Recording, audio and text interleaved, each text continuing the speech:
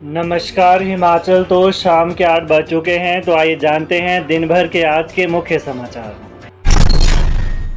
हिमाचल की बेटियों ने बीच कबड्डी में जीता रजत। आंध्र प्रदेश में खेली गई राष्ट्रीय चैंपियनशिप। हिमाचल की बेटियों ने आंध्र प्रदेश के मछलीपट्टनम स्थित मांगीनापुडी बीच पर आयोजित 12वीं राष्ट्रीय बीच कबड्डी चैंपियनशिप में हिमाचल प्रदेश की महिला टीम ने दमदार प्रदर्शन करते हुए रजत पदक पर कब्जा जमाया।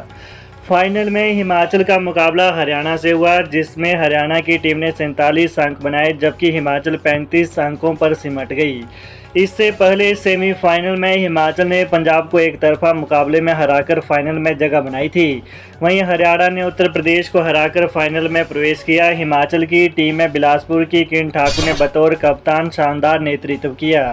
उनके साथ तनु ठाकुर, निकिता चौहान, शगुन नायक, अदिति शुक्ला और जसप्रीत कौर ने भी उम्दा प्रदर्शन किया। चंबा में खड्ड में डूबे 2 युवक, एक का मिला शव, दूसरे की तलाश जारी। किराए के कमरे में रहते थे दोनों। चंबा जिला में मंगला पंचायत की ओडरा खड्ड में नहाने उतरे 2 युवकों की गहरे पानी में डूबने से मौत हो गई।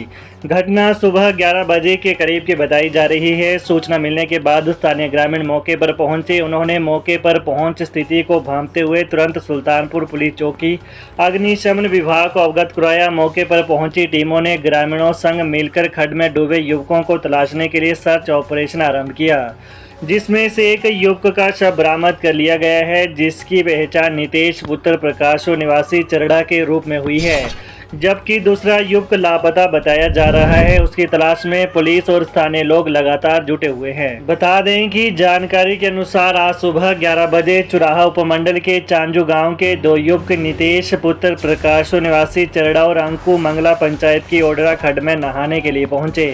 पानी की गहराई का सही अनुमान न होने पर अंकु अचानक गहरे पानी में चला गया और डूबने लगा।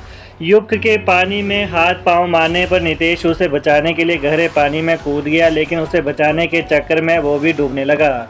बताया जा रहा है कि दोनों को डूबता देख खड्ड में नहाने के लिए पहुंचे अन्य युवा भाग खड़े हुए। महज कुछ युवकों ने दोनों को बचाने के लिए तुरंत स्थानीय ग्रामीणों को अवगत कराया।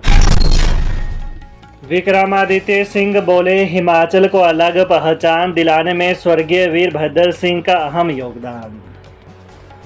लोक निर्माण मंत्री विक्रमादित्य सिंह का आज हिमाचल को अलग पहचान दिलाने में अहम योगदान रहा है। उन्होंने कहा कि 23 जून को सुबह 10 बजे पूर्व सीएम स्वर्गीय वीरभद्र सिंह की प्रतिमा का अनावरण शिमला के ऐतिहासिक रिज मैदान पर किया जा रहा है।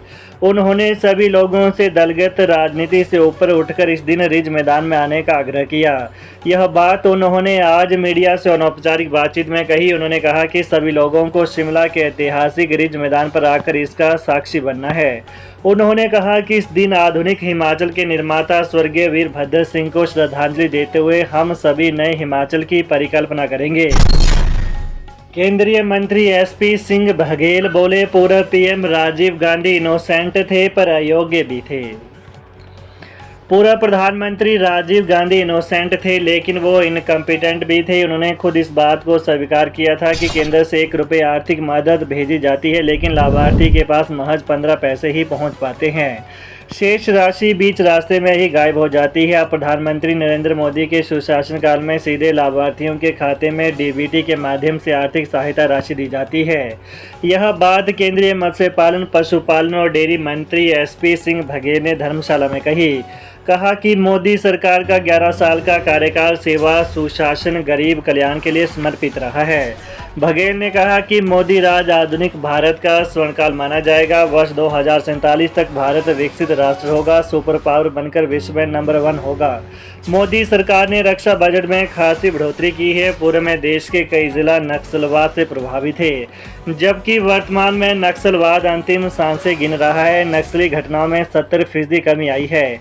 भारत वर्तमान में दूध उत्पादन में विश्व भर में नंबर 1 पर है, जबकि मत्स्य पालन में भारत विश्व में दूसरे पायदान पर है। रक्षा निर्यात में वर्ष 2014 से 34 गुना वृद्धि देखी गई है। भारत प्रमुख वैश्विक रक्षा विनिर्माण केंद्र के रूप में उभरा है। दोस्त के साथ खड्ड में नहाने गए 47 वर्षीय संदीप की मौत। जोगिंदरनगर की सैंथल पंचायत की मछियाल खड्ड में आज सुबह एक व्यक्ति की नहाते इसमें डूबने से मौत हो गई। मृतक की पहचान संदीप कुमार 47 वर्षीय पुत्र रंजीत सिंह निवासी गांव ढेलू के रूप में हुई है।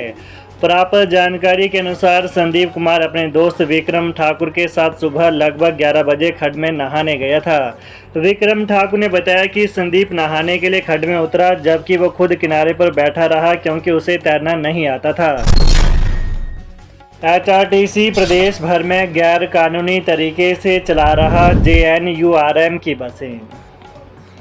एचआरटीसी प्रदेश भर में जेएनयूआरएम की बसें गैर कानूनी तरीके से चला रहा है। हिमाचल निजी बस ऑपरेटर संघ ने एक बार फिर से बसों के संचालन को लेकर आपत्ति जताई है।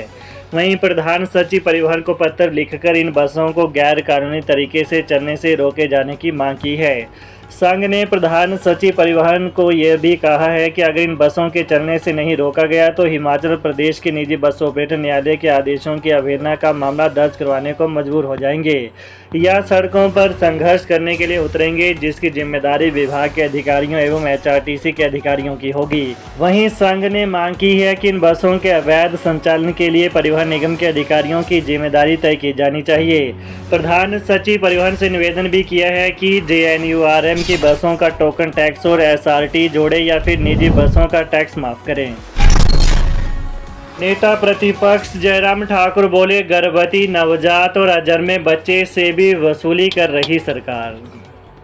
नेता विपक्ष और पूर्व मुख्यमंत्री जयराम ठाकुर ने कहा कि प्रदेश में स्वास्थ्य व्यवस्था का बुरा हाल है।